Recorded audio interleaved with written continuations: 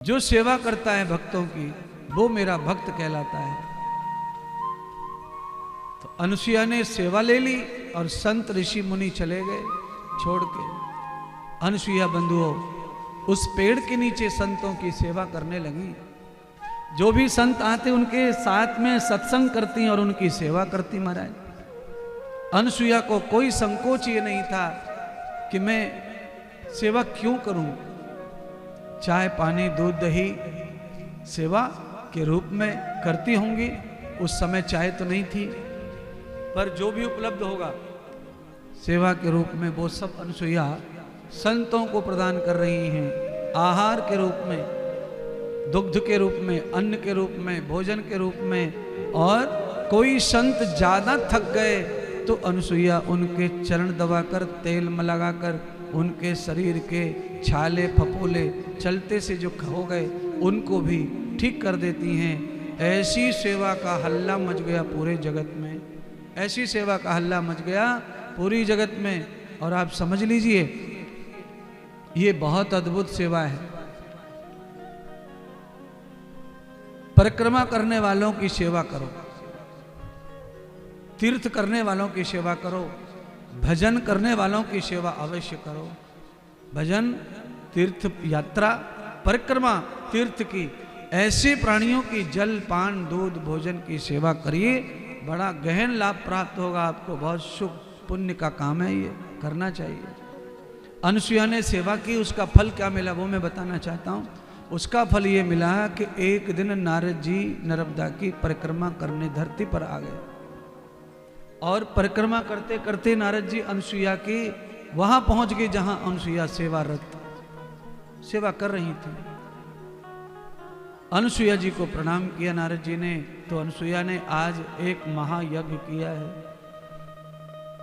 और पावन यज्ञ कैसा? अन्न का प्रसाद वितरण कर रही हैं यज्ञ के बाद। वही अन्न श्री नारद जी ने ग्रहण कर लिया। नारद जी प्रसाद को लेकर चले गए वैकुंठ में, कैलाश में, ब्रह्मलोक में। तीनों देवियों ने भी नारद का अभिनंदन स्वागत किया।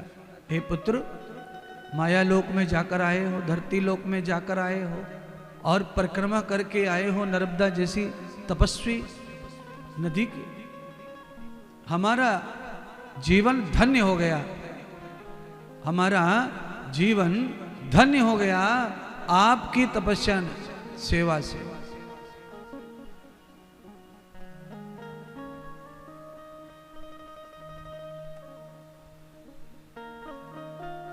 लक्ष्मी प्रसन्न थी नारद जी की तपस्या को देखकर। नारद को भोजन आदि की सेवा लक्ष्मी बड़े प्रेम से कर रही थी। पर आज नारद जी ने प्रसाद नहीं लिया है लक्ष्मी के हाथ से। कहा, मां आज मैं प्रसाद ले चुका हूं एक पतिव्रता नारी के हाथ से। यज्ञम भूषणम चरितम, यज्ञम भूषणम चरितम, यज्ञम चरित सुधारश, यज्ञम आपनोति आभान कृत्वम अन्नम विशेष्यते सर्व। यज्ञ आदि में रखा हुआ आह्वान किया हुआ अन्न प्रसाद के रूप में भी अपने को प्राप्त होता है। तो वो अनेक रोगों को निकालने का काम करता है, दुख हरने का काम करता है।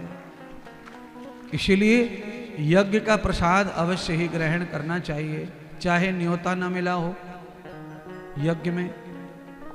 पर प्रसाद जाने के लिए शर्म मत करो, संकोच मत करो।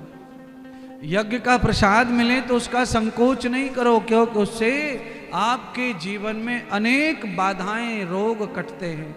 इसीलिए घर में यज्ञ करने की बात कृष्ण भगवान गीता में रोज कहते हैं। हर रोज यज्ञ करके भोजन करो जिससे शरीर बल पुष्ट स्वस्थ रहे।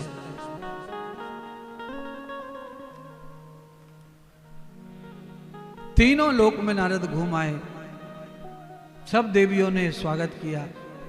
नारद ने कहीं अन्न नहीं खाया, वही प्रसाद लेकर हाथ में घूम रहे यज्ञ का। इतनी महिमा यज्ञ के प्रसाद की नारद के दिल में है।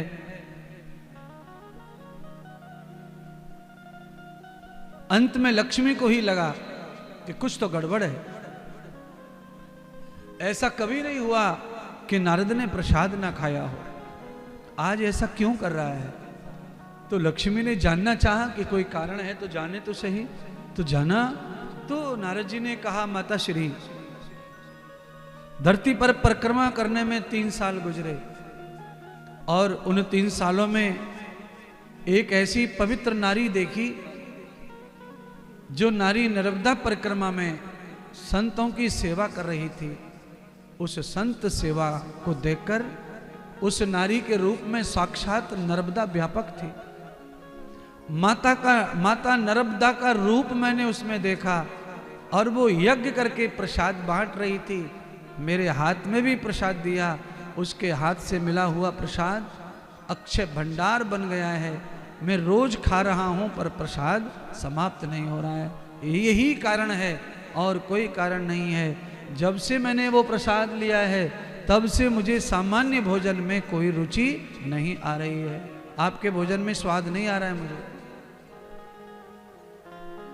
अब आप समझ लो, भोजन चाहे लक्ष्मी ने ही बनाया है पर भोजन में स्वाद, भोजन की महिमा तब बढ़ती है जब उस भोजन में यज्ञ में आहार चढ़ा हो और संत को भी प्राप्त हुआ हो, तब वो भोजन खाने के लायक होता है और उस भोजन का हमारे मन में, तन में असर होता है और उसके प्रति मेरा लालच होना चाहिए कि मुझे संत का झूठा, यज्ञ का झूठा भोजन प्राप्त हो जाए।